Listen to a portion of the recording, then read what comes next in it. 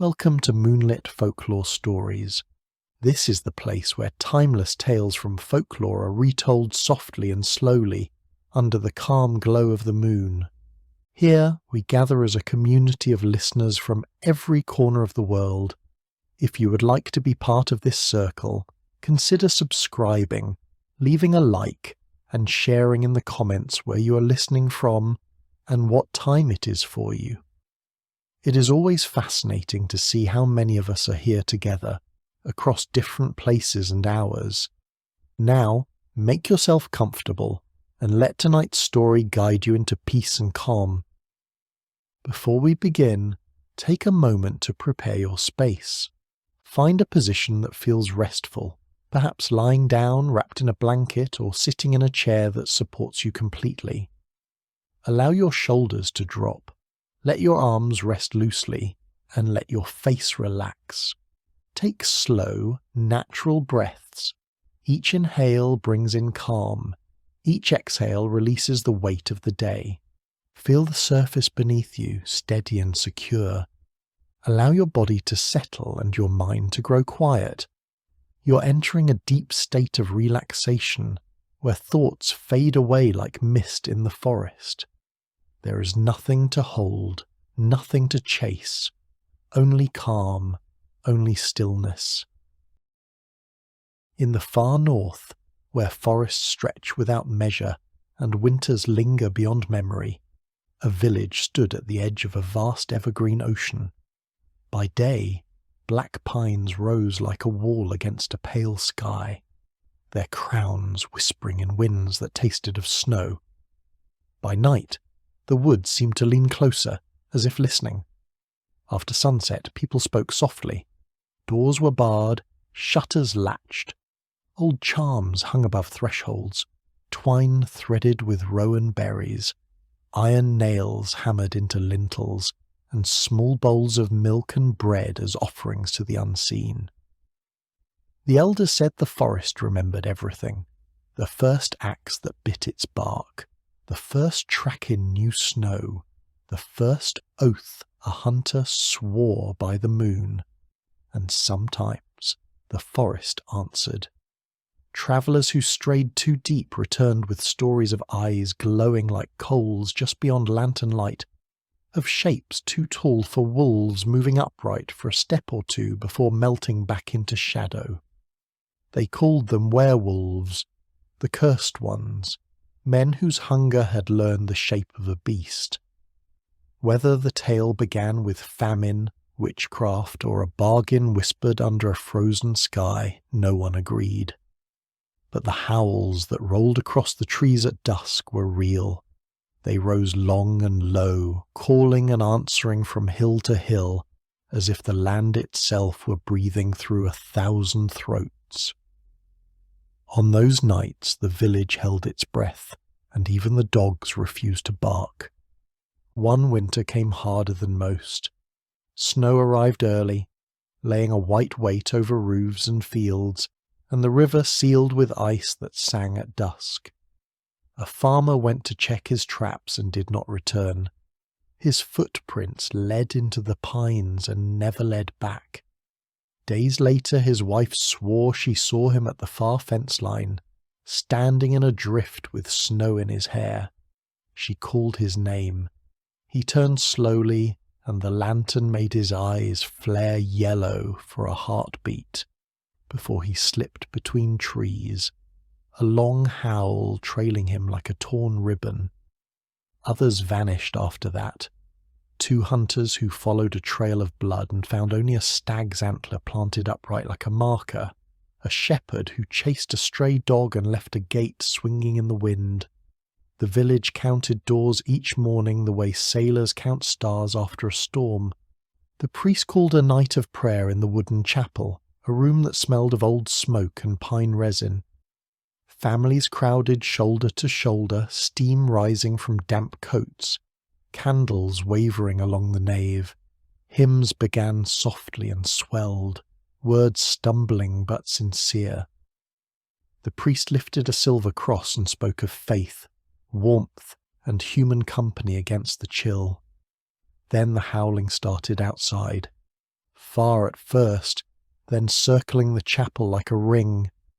Something dragged claws along the boards beneath the windows, slow, patient, as if reading the wood grain with a fingertip. A child cried out and was hushed at once. The flames thinned to blue threads, bended toward the doors as though pulled. When the voices faltered, silence pressed close, and the congregation felt it like frost on skin. By dawn the sound was gone. People filed outside with stiff necks and tight jaws, and nobody spoke. That afternoon, a hunter named Marek sharpened his axe on the step while his breath smoked in the air. Broad-shouldered, deliberate, a man who set his boots carefully and kept promises. He packed iron-tipped bolts for his crossbow, a coil of cord, a small pouch of salt, and a ring hammered from old square nails, ugly and heavy. But the blacksmith swore iron bit deeper than tooth or claw. At dusk he lit a lantern, checked a rowan beads on his wrist, and told the nearest neighbour that if he did not return by moonset, they should not look for him. Then he crossed the frozen track toward the pines. A few curtains twitched. No one called after him. The forest accepted him with a sigh of wind. Snow squeaked beneath his boots in a careful rhythm. Step, breath, step. The forest closed around Marek as if swallowing him whole. He knew these trees, had hunted elk in their shadows, had stacked firewood cut from their edges, but tonight every trunk felt taller, every branch heavier with silence. The lantern's glow reached only a few paces, a trembling circle of gold beyond which the dark leaned close like a listener. The snow muffled his steps, but now and then it squeaked sharply, echoing into spaces too wide to be seen. He followed the frozen stream deeper, eyes scanning for tracks. Soon he found them, paw prints larger than his hand, pressed so deep into the ice-crusted snow they looked carved. Each claw mark gouged long, deliberate lines, as though the creature dragged its weight with patience, not haste. Marek crouched, brushed frost away, and picked up a coarse hair caught in a broken reed. It glinted bronze in the lantern light, rough and strange. He closed his fist around it, then dropped it into the snow. The trail wove in loops, circling trees, testing, doubling back. Marek read it as a man reads a riddle, but the riddle had no answer. At one bend he stopped short. In a hollow beneath a fallen spruce lay a figure, still as death. He lifted the lantern.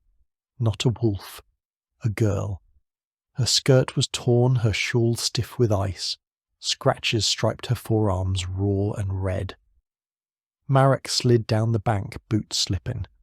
She opened her eyes. They were fever-bright but human. She whispered, voice brittle as glass. The moon isn't high yet.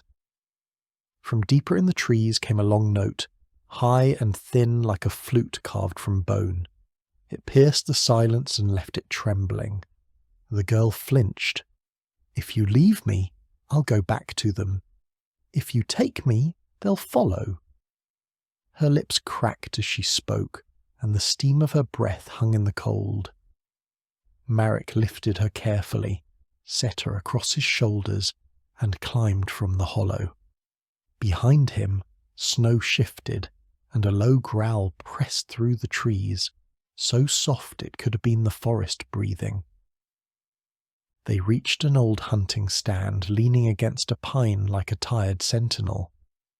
Marek climbed first, then pulled the girl after, settling her on the platform and tucking the lantern beneath cloth to dim it.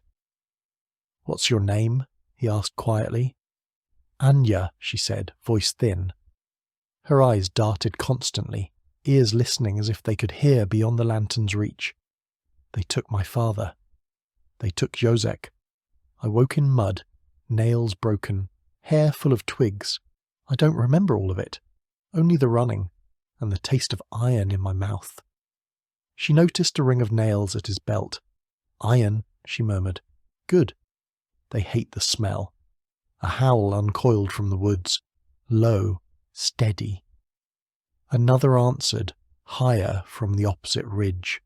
Marek set a bolt, the bowstring taut against his cheek. "Don't look at them," Anya whispered. "If you meet their eyes, you'll never look away." Snow fell from a branch as a shadow detached from the rest. Too tall for a wolf, shoulders squared like a man's, but its arms ended in paws tipped with claws that caught the lantern's gleam. Its muzzle was long, its eyes ember bright. It did not leap. It stood, waiting, as though patience itself were a weapon sharper than any tooth. The clouds above thinned, and the moon slid out like a blade drawn from a sheath.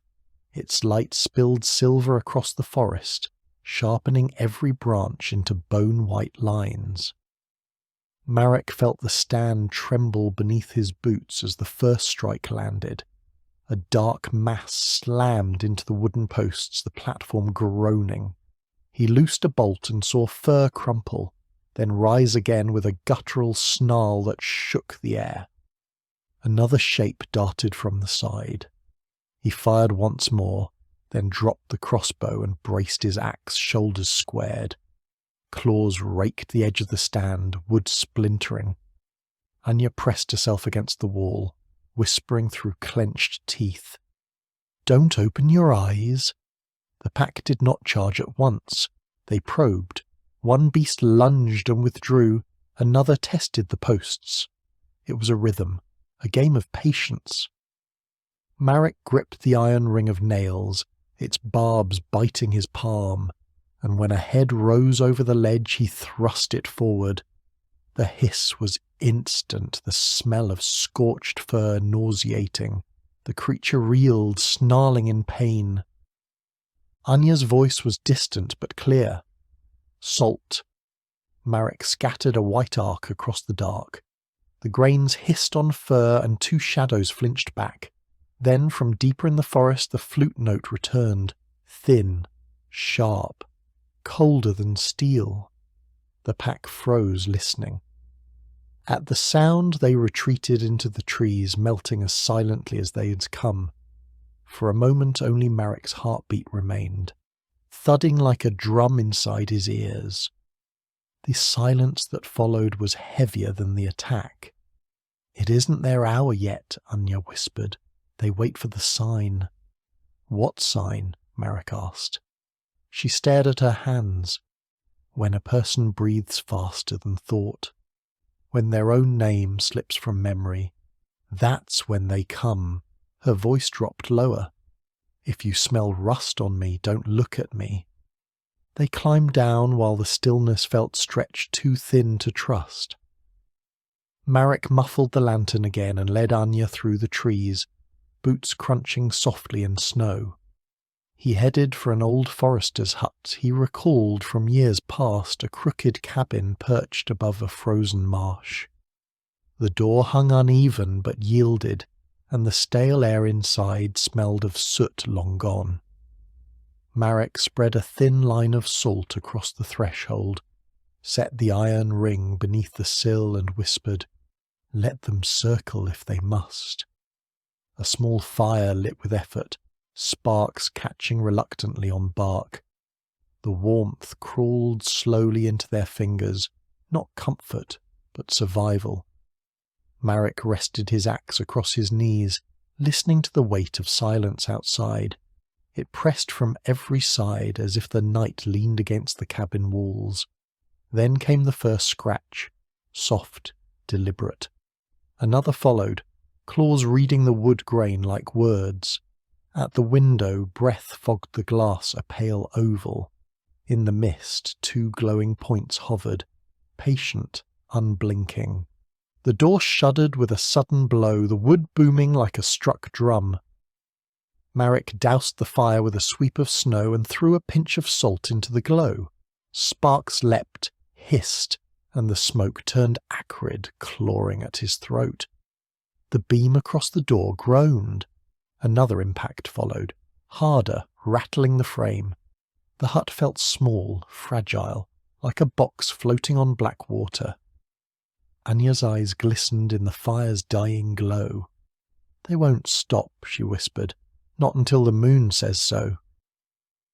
Marek shook his head, slid the axe into his belt and nodded toward the roof hatch. He pushed her upward first, her hands clumsy with cold, then heaved himself after. Night air cut his face like a blade. Beneath them shadows circled in patient rhythm, fur rippling, eyes glinting faintly like stars. One beast brushed against the chimney and flinched from the salty smoke. They crawled along the ridge, snow creaking under their weight, and dropped into the deep drift behind the hut. Ahead stretched the marsh bridge, a low sheet of ice veined with cracks that gleamed like white scars under the moon. Marek stepped first, careful, listening to the frozen water groan beneath him. The ice whined but held. He motioned Anya forward. She managed a few steps, her breath fast, but froze when another shadow rose at the far edge of the marsh. Larger, broader, shoulders as tall as a man's chest, its outline darker than the trees behind it. The Alpha. It waited, head tilted as if measuring the ice, then placed one deliberate paw forward. The pack parted, forming a corridor behind it, as though granting their leader the stage. Marek tightened his grip on the iron ring, its edges digging into his palm until he felt blood warm against the cold. "Don't look," Anya hissed, but Marek's gaze locked with the Alpha's. It was not fury he found there, nor hunger.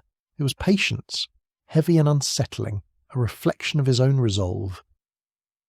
The Alpha advanced, each step slow, deliberate, soundless, but for the faint creak of ice. The bridge croaked like tired wood, though it was frozen water. Anya clutched Marek's coat, her fingers numb but steady, her eyes fixed on the snow.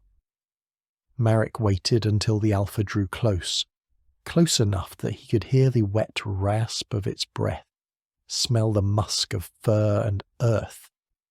Then he hurled the iron ring. It spun in the moonlight and struck the beast across the muzzle with a sharp metallic chime. The smell of scorched hair split the night. The Alpha staggered back and the ice beneath it cracked wide. White veins spidered outward, the sound sharp as snapping bones. Suddenly the surface gave way, and black water surged upward, swallowing its chest and shoulders. The Alpha roared, a deep grinding sound like stone splitting, and thrashed wildly, claws gouging the ice. "Run!" Marek barked, pulling Anya forward. They sprinted, boots hammering against a surface that cracked beneath them with every step. The ice sang and groaned, but somehow held, carrying them across to the thorns on the far bank. They crashed into juniper bushes, hands sliced by brittle branches, blood hot against the freezing air.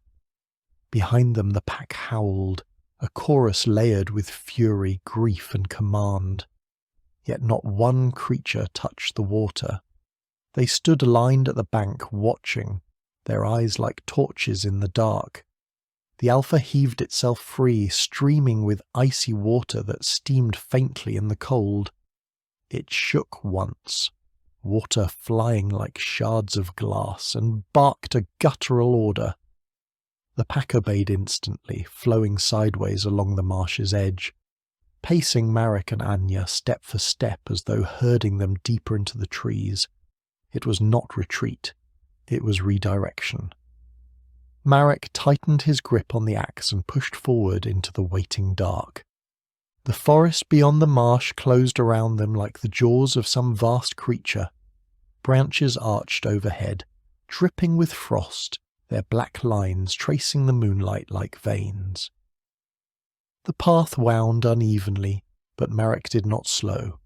He guided Anya forward with a hand at her back, his axe heavy in the other. Every few steps he glanced sideways, and there, always there. The eyes followed.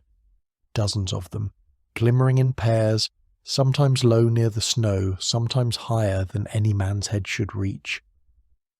The pack paced them silently, their paws muffled by the white blanket, the only sound a steady rhythm of crunches and the occasional rattle of claws against ice-glazed bark. They did not attack.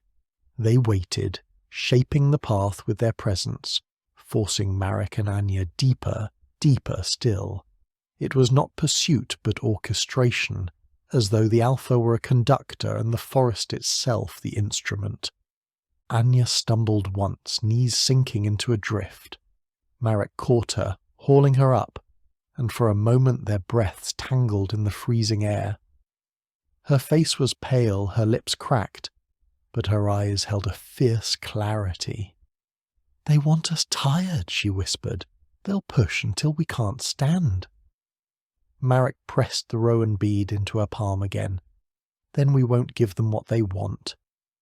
Her fingers closed around it, trembling. A howl rose behind them, long, curving upward like a question. It was answered almost at once, closer, sharper, like a blade drawn from stone. The forest amplified the sound, carrying it forward until it seemed to come from every side. Anya pressed her free hand to her ear. Marek clenched his jaw and kept moving. His father's words came back to him. "If you answer the wolves, you give them your name." He stayed silent. At last, through the tangle of trees, a clearing appeared. A circle of standing stones, moss clinging thickly to their bases, their tops white with frost. In the centre lay a broad, flat slab as if waiting for fire. Marek slowed, guiding Anya toward it, heart hammering. The pack fanned out around the edge of the clearing, their eyes a perfect ring of fireflies. The Alpha emerged at the far side, enormous even in shadow, fur dark as charred wood, water still dripping from its chest. It stood perfectly still, watching. Marek set his jaw and began his work. He poured salt in a wide circle, wide enough to encompass both him and Anya. He pressed rowan twigs into the snow at the 4 cardinal points. Then he knelt at the slab, set birch bark and twigs, and coaxed a flame with the stub of a candle he carried. The fire caught hesitantly, then strengthened, casting light that struck the stone ring like a bell. Anya stood close, her palms pressed against the stone, her voice soft. They used to sing here. The words trembled in the cold, but the sound carried far. Around the clearing the pack froze, heads tilting. The Alpha's eyes burned brighter, but still it did not move. Marek placed an iron hook into the fire until it glowed faintly red, then set it just beyond the salt line, an offering and a warning both. The flame cracked and spat, and the forest listened. For a moment nothing moved but the fire. It breathed in thin blue and exhaled a steady orange, the tiny flame shouldering more darkness than seemed fair. Marek felt the weight of the axe ease on his palm as if the handle had warmed from within. He kept his gaze lowered to the edge of the slab, counting breaths, letting them arrive unforced. Across the salt line the Alpha's chest rose and fell in slow, measured tides. Snow drifted lazily through the light and disappeared into the shadows like thoughts that refused to stay. Anya's voice came into the clearing as softly as a thread pulled through thick cloth. No words, only tune, a shape learned in childhood and kept hidden like a charm in a pocket, then found again by the fingers without looking. The melody moved in small steps, rising a little, falling a little, never asking the night to do anything it did not already wish to do. At the first phrase one of the beasts shifted its weight, the snow sighing beneath it. At the second another lowered its head, ears flicking toward the ground as if listening there for an echo. The Alpha did not stir. It watched as a watchman does, not to stop time but to keep it honest. Marek fed the fire a sliver of birch. Sap hissed and sweetened the air. He slid the warmed iron hook nearer the northern point of the circle and felt an old, wordless satisfaction, like setting a tool back in its proper place after long work. The salt lay bright and clean, undisturbed. He noticed how the stones around the clearing seemed to take the flame and dim it a shade, as if each kept its own small memory of light. Anya's tune thinned to a whisper and then flowed back stronger, the way a shallow stream widens where stones have been carefully lifted out of its path. Marek didn't know when he began to hum with her, a low undertone that gave the melody weight but did not claim it. A breeze slid through the pines and made a sound like brushes on a drum. The pack's ring loosened by a single pace, not retreat, so much as a shared exhale. The Alpha finally moved, not forward, but sideward, placing one paw with delicate care, then another, tracing a slow arc that kept the creature's eyes level with the fire.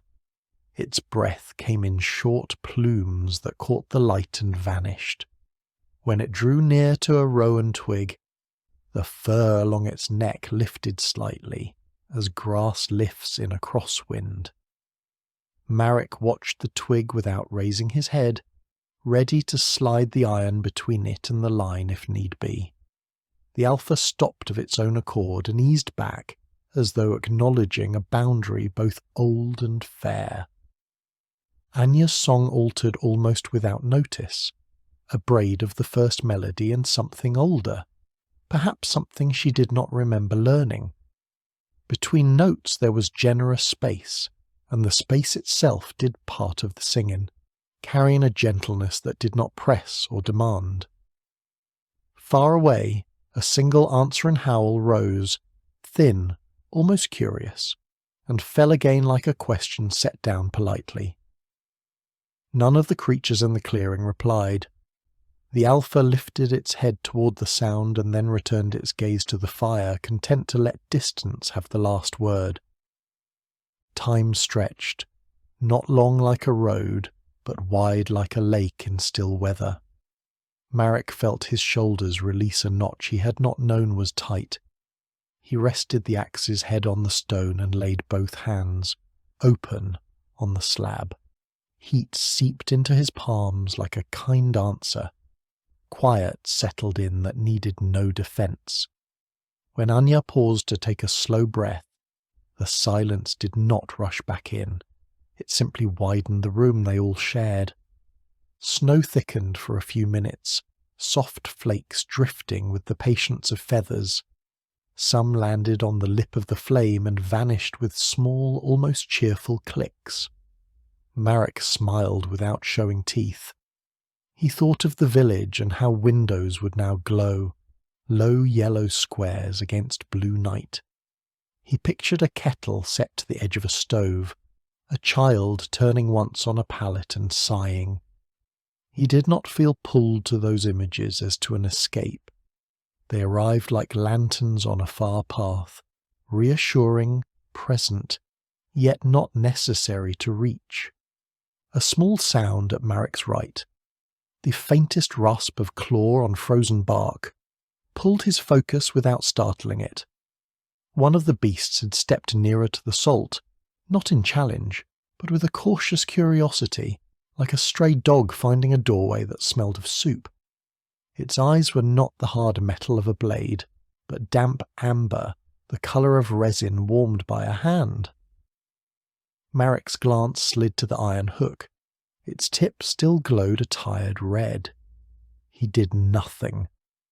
The beast lowered its head, sniffed, and then lay down in the snow with a long, quiet breath, a posture so entirely at rest that Marek's own lungs involuntarily answered.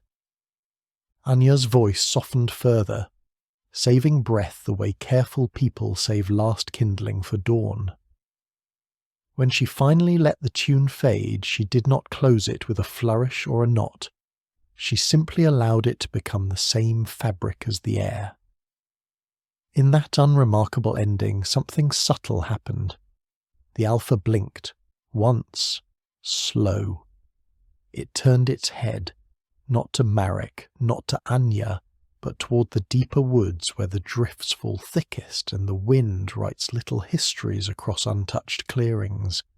It rose, shook itself once, all small, contained movements, and took 3 steps away from the circle.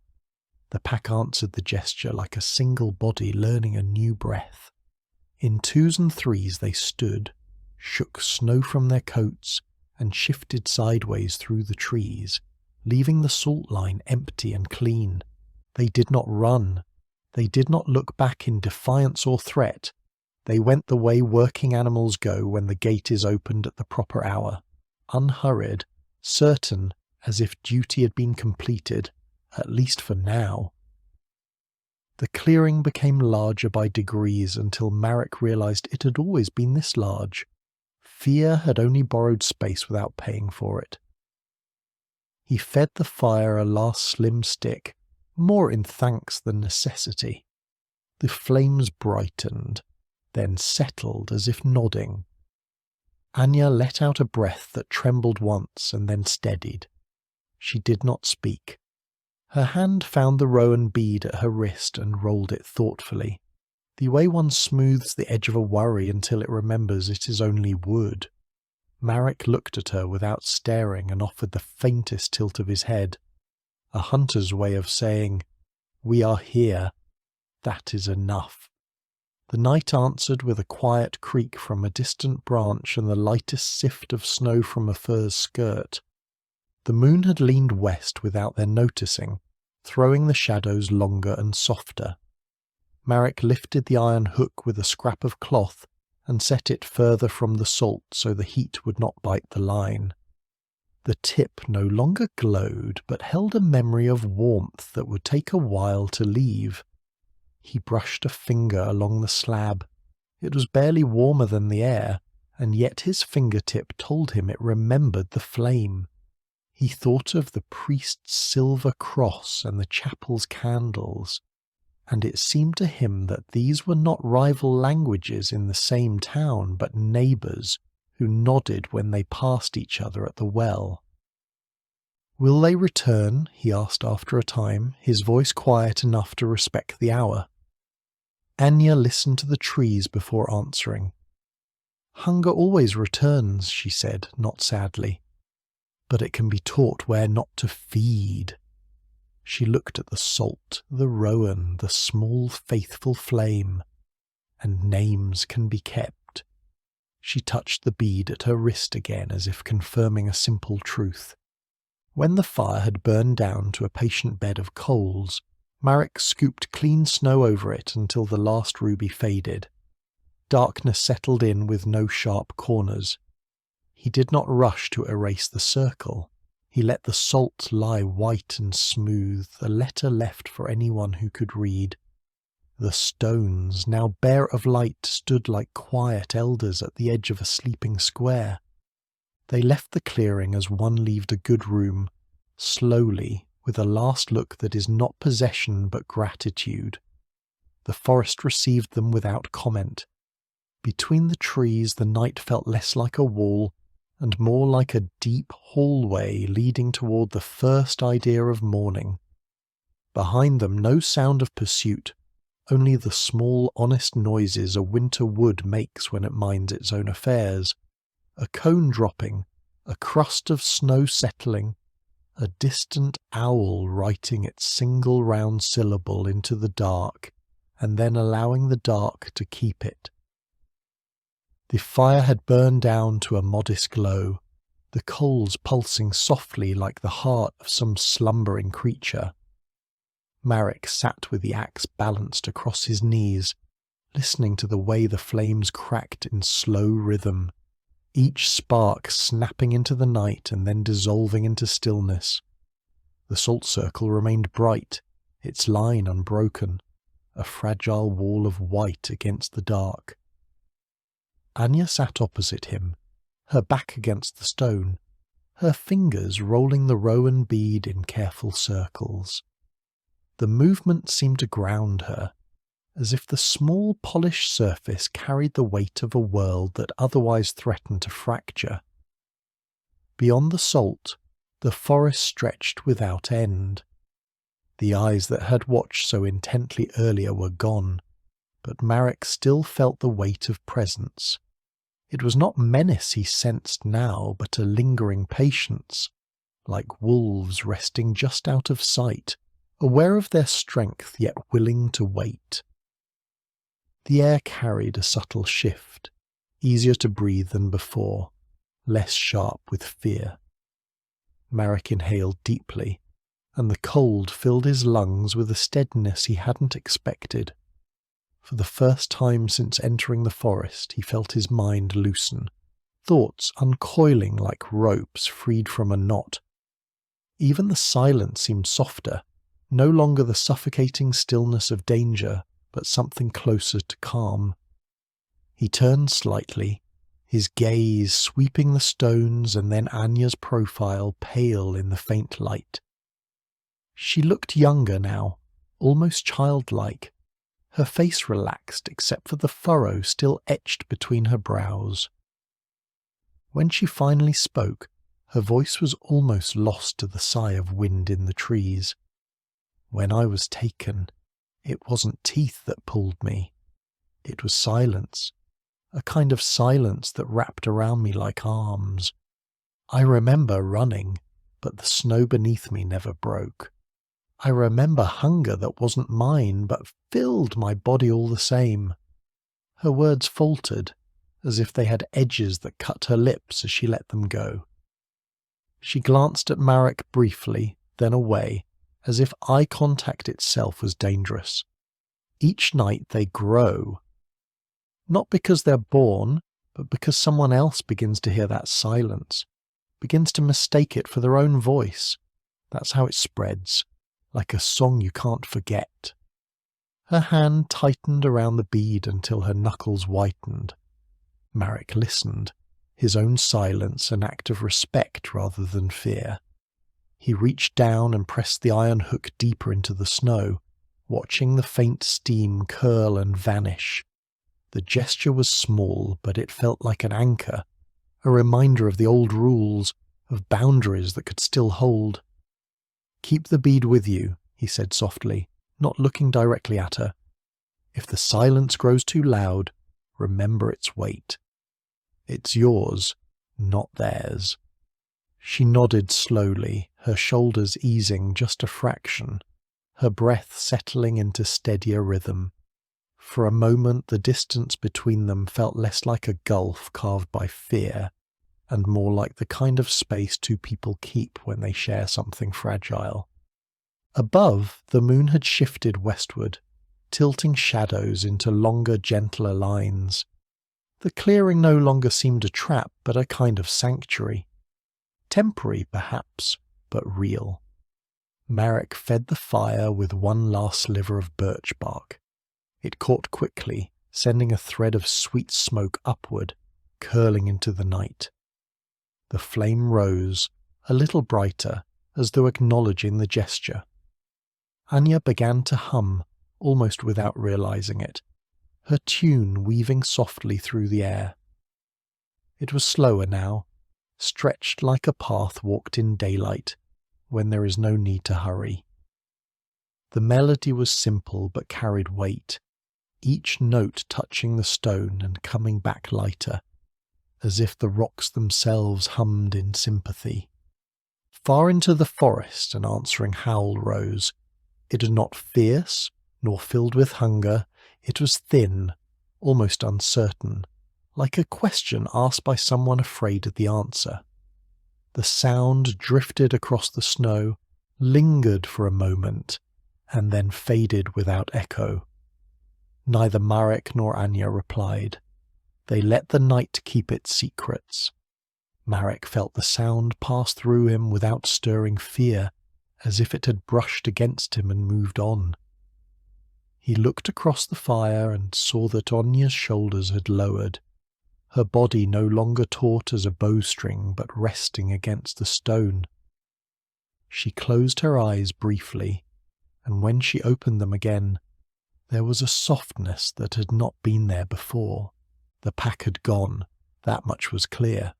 The forest still held them, perhaps deeper in the pines, but the ring of eyes had dissolved, and with it the suffocating pressure that had pressed against the clearing. Marek exhaled a long breath he hadn't realized he was holding. It came out like a sigh of relief, a surrender to calm. He caught Anya's faint smile, fragile but real, and allowed himself a small nod in return. Around them, snow drifted in lazy spirals from the branches above, each flake settling without hurry. The night, once heavy with dread, now felt wider, more spacious, as though the forest itself had taken a step back, leaving them room to breathe. The danger was not gone, but for now peace had made a place at the fire's edge. They waited a little longer, letting the quiet prove itself. When Marek finally rose, the motion felt new inside his joints, like Thor working into hinges. He stamped gently to wake his feet, then brushed a sleeve across the stone slab as if smoothing the bedclothes of a guest. The salt line remained bright and orderly. He did not scatter it. Instead, he buried the cooled iron hook under clean snow a pace beyond the ring, leaving a small, deliberate mound, an offering to any eyes that understood such signs. Anya traced the edge of the slab with 2 fingers, slow and thoughtful, as if reading a line of text carved there by frost. "Do you think it's finished?" she asked. Not quite hopeful, not afraid. "Not finished," Marek said. "Only quiet." He cupped a hand and breathed once upon the embers to be sure none lived, then covered the grey with snow until the stone looked like a closed book. They set out along a gentler path, avoiding the marsh and its fickle mirror. The forest held a different posture now, less like a wall, more like a long corridor with many doors left politely shut. Snow sat in soft pillows on low branches and slid off in careful sheets when brushed. No sharp cascades, no sudden shocks.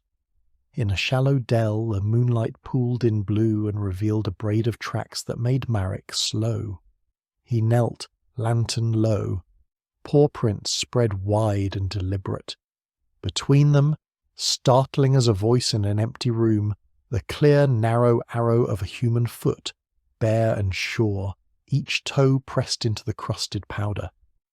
The stride wove through the pads and claws as if part of the same sentence, then broke away and vanished at a trunk whose bark was scuffed high, the way tired hands brace before a climb. Marek touched the gouges and felt splinters bite his thumb. He wiped his hand on his coat, not to clean it, but to return the moment to the tree. Anya watched, saying nothing, the rowan bead rolling under her thumb like a small planet completing its orbit. A jay scolded them once from a black pine, and then seemed to think better of it, hopping higher into a soundless patch of air. Somewhere far to the east, ice shifted with a hollow drumbeat and settled again. The cold tasted different now, less like iron, more like stone and water, as if the forest had traded knives for bowls. They walked without haste, and when wind moved through the crowns it did not hiss. It whispered, the kind of sound that carries sleep to a child's eyes. Marek found himself measuring distance by breath rather than by paces. He remembered his father's saying, "If you want the woods to forget your fear, you must be the first to forget it." He let the thought pass like a bird and did not chase it. At the tree line, the village announced itself not with noise but with shapes.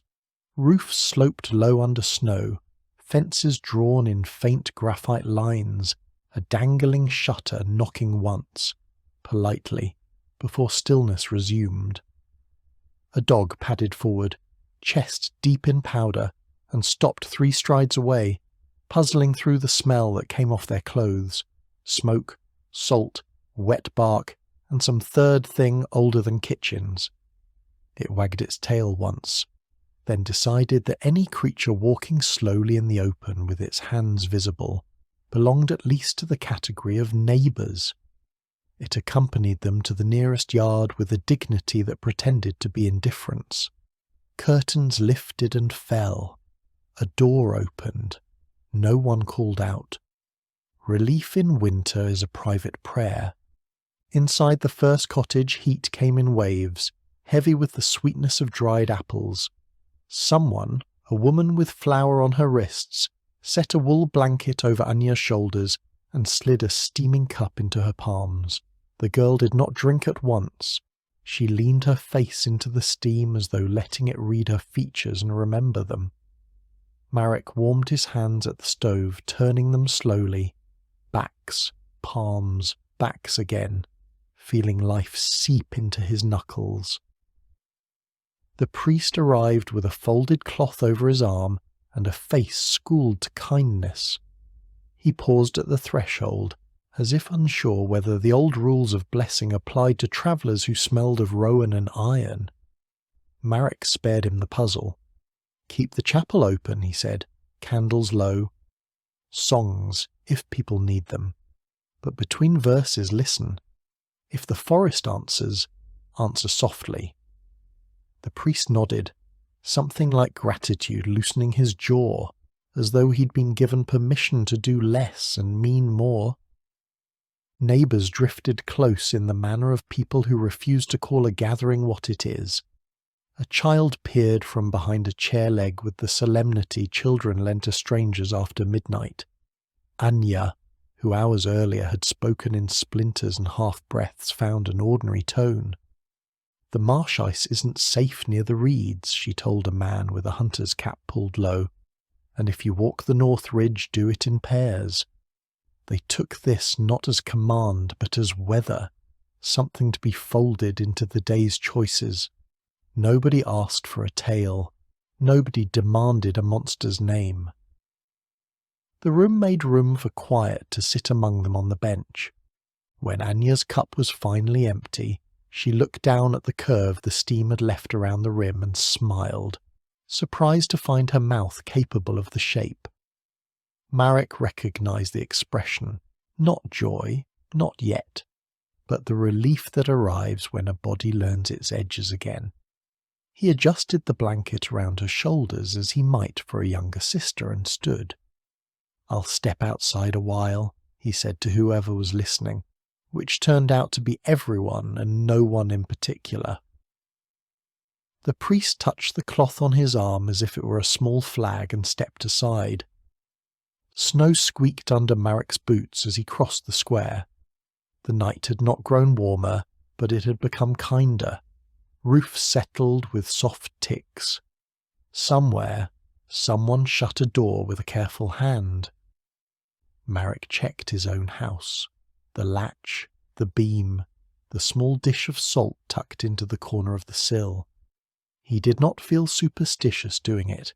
He felt like a man washing his hands after work. On the table he set the lantern and turned the wick low until the flame made a little blue tongue within the chimney. He placed one rowan bead beside it and left it there without explanation, the way one leaves bread and a knife where friends might need them. A knock came, human, knuckle on wood. Anya stood in the doorway again, hat pulled down, the blanket traded for a thicker shawl. "By the stove," she said. "The pieces come back in order." He stepped aside. She sat and held her palms near the kettle, not quite touching it. "There were 4 at first," she said, "then more. Not because pups were born, because someone else began to listen to the wrong quiet." She looked up. "The quiet that eats your name," Marek nodded. "If it returns," she added, "I'll come here." "Bring a song," he said, and she accepted the instruction as if he had handed her a tool. They did not fill the room with talk. Words make a clatter when laid too thickly over a night like this. Instead, they let the stove do the speaking, tick, sigh, small rush of flame as a log found air.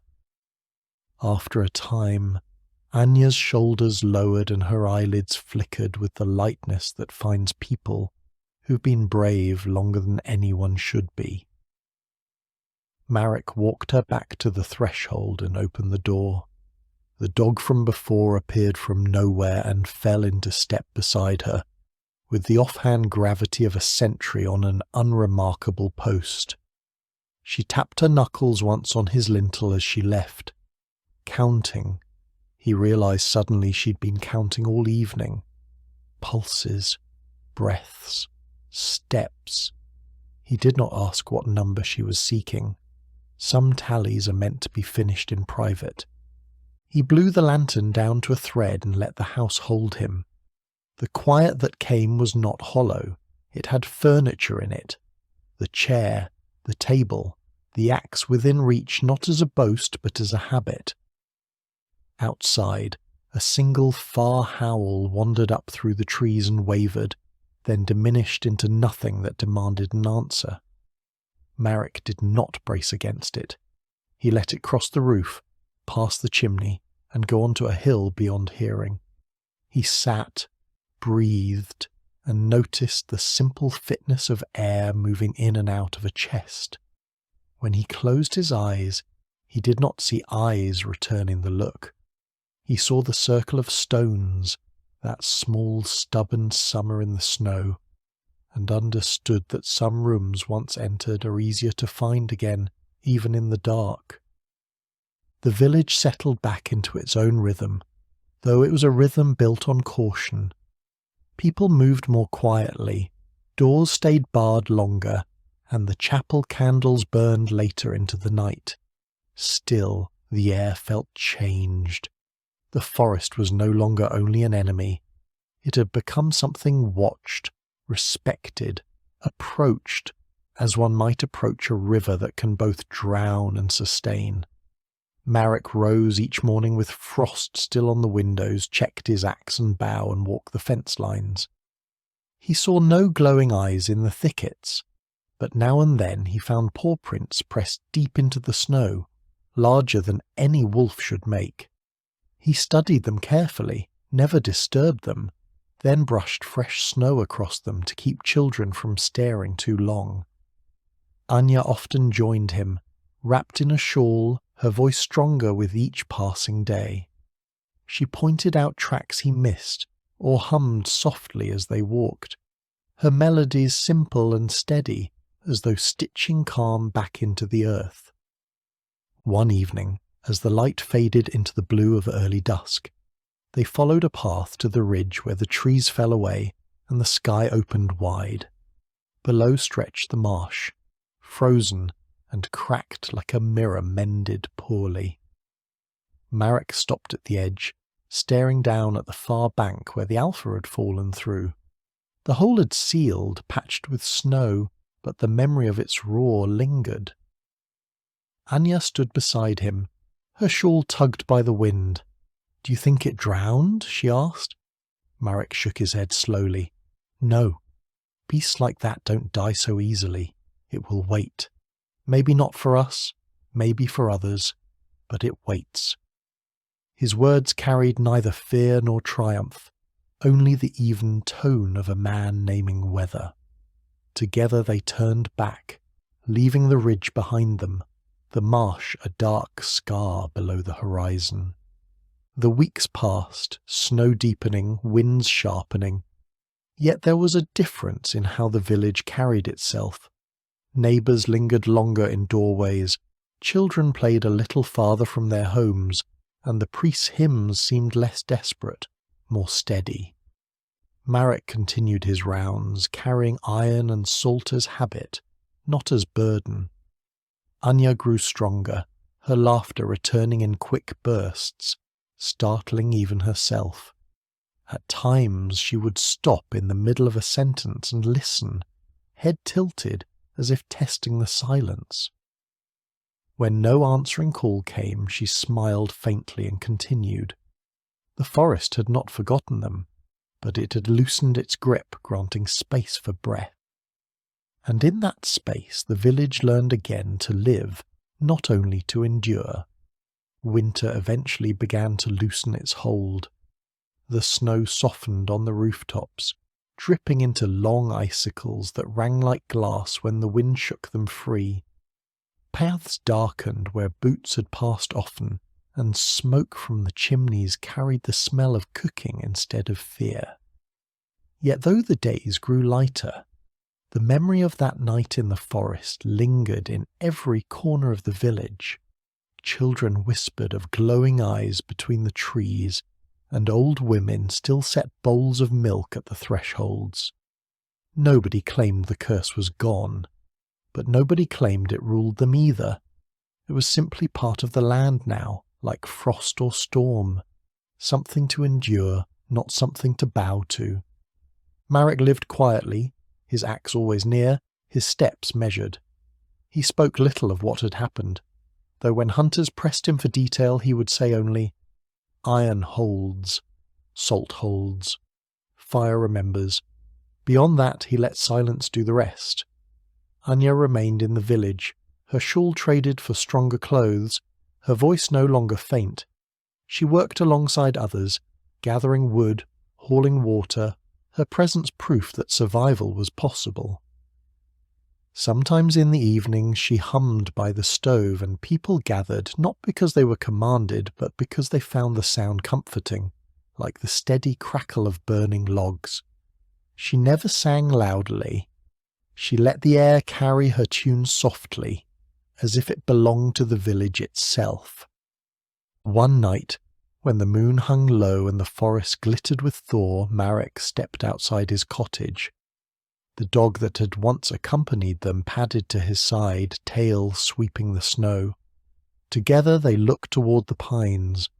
No howls broke the stillness, only the ordinary sounds of a living wood, the shift of branches, the faint sigh of melting snow.